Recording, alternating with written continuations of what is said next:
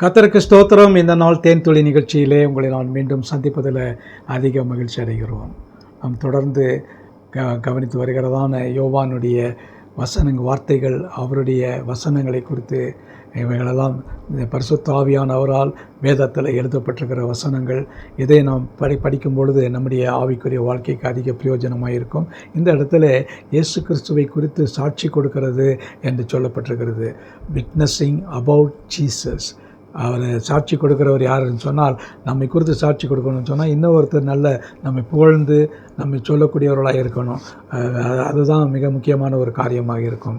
இந்த 5ஆம் அதிகாரத்தில் 6வது வசனத்திலேருந்து 11ஆம் வசனம் வரைக்கும் நீங்கள் படிப்பீங்கன்னு சொன்னால், இதில் பல இடங்களில் சாட்சி சாட்சி சாட்சி என்று வருகிறது.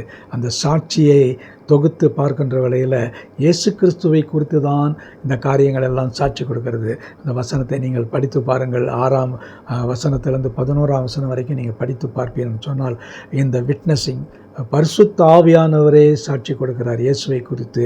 இந்த படிப்பதற்கு நேரமில்லை. நீங்கள் தொடர்ந்து நீங்கள் இதை உங்களுடைய ஓய்வு நேரத்தில் படியுங்க.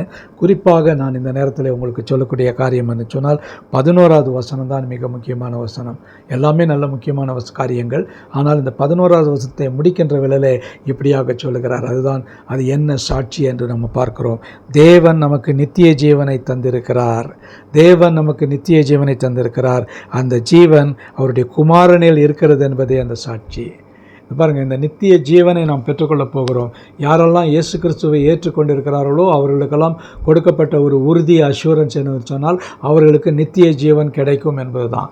அந்த நித்திய ஜீவனை நாம் பெற்றுக்கொள்ள வேண்டும். அதை பெற்றுக்கொண்டிருக்கிறோம். அதை நாம் விசுவாசிக்கிறோம். நிச்சயமாக நித்திய ஜீவன் அவருக்குள்ளாக இருக்கிறபடினாலே நாம் நித்தியமாக வாழும் பொழுது அந்த ஜீவன் நமக்குள்ளாக இருக்கிறது. இந்த உலகத்தில் வாழும் பொழுது நித்திய ஜீவனை அனுபவிக்கிறவர்களாக தான் நாம் வாழ்ந்து கொண்டு இருக்கிறோம். அதை இந்த வசனம் தான் மிக தெளிவாக சொல்லுகிறது.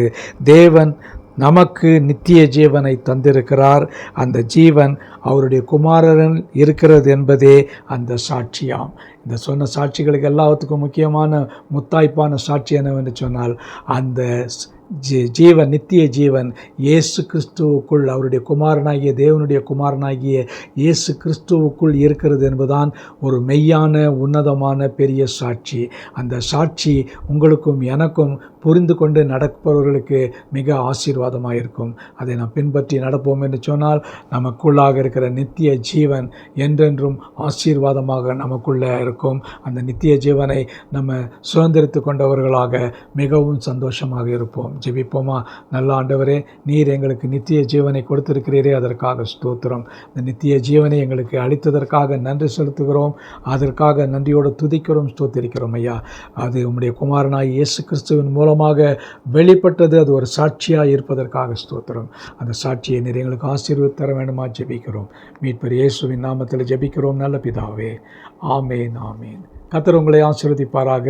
இந்த நாள் உங்களுக்கு ஒரு நல்ல ஒரு ஆசீர்வாதமான ஒரு நாளாக அமையட்டும்.